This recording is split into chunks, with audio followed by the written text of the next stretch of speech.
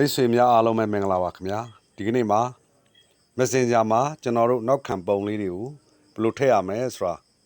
မိတ်ဆွေတို့မျှဝေသွားမှာဖြစ်ပါတယ်ပထမဆုံးအနေနဲ့ကျွန်တော်တို့ Facebook Messenger ကိုဝင်ရမှာဖြစ်ပါတယ်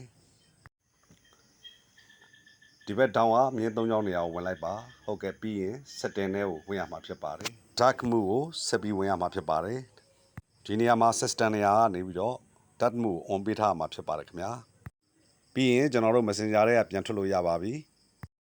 Messenger ထွက်ပြီးရင်တော့ကျွန်တော်တို့လိုအပ်တဲ့ application လေးကို Play Store မှာသွားလို့ရမှာဖြစ်ပါတယ် Play Store ထဲကိုဝင်လိုက်ပါခင်ဗျာ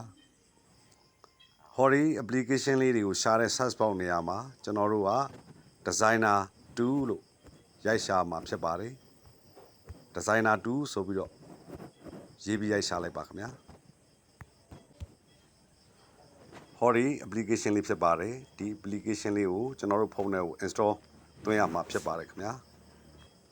ခဏလောက်စောင့်အောင်မှာဖြစ်ပါတယ်ဟုတ်ကဲ့အခုဆိုရင်ဖုန်းထဲကို install သွင်းပြီးဖြစ်ပါတယ်ဒီ open ဆိုတဲ့နေရာကိုနှိပ်မှဆိုရင် application ကိုတန်းအောင်သွားမှာဖြစ်ပါတယ်ကျွန်တော်ကတော့ဖုန်း screen ကနေပြီးတော့ application ကိုဝင်မှာဖြစ်ပါတယ် application ထဲကိုဝင်လိုက်ပါခင်ဗျာ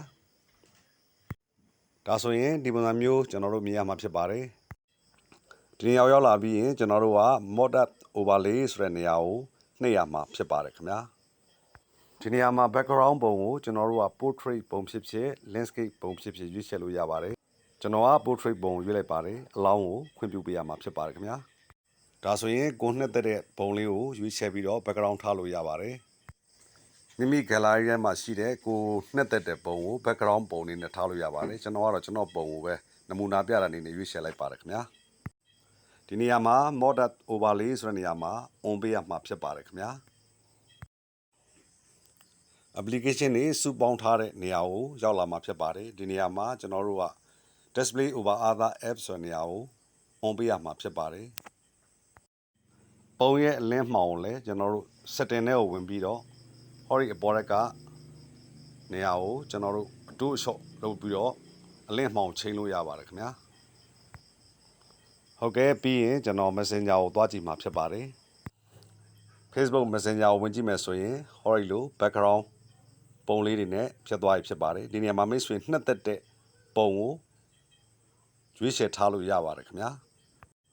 ဟုတ်ကဲ့ခင်ဗျာဒီကနေ့ဖို့ Messenger မှာနောက်ခံပုံကို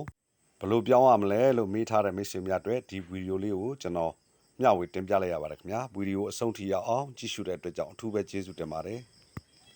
အားလုံးပဲရှင်လန်းချမ်းမြေ့ကြပါစေခင်ဗျာ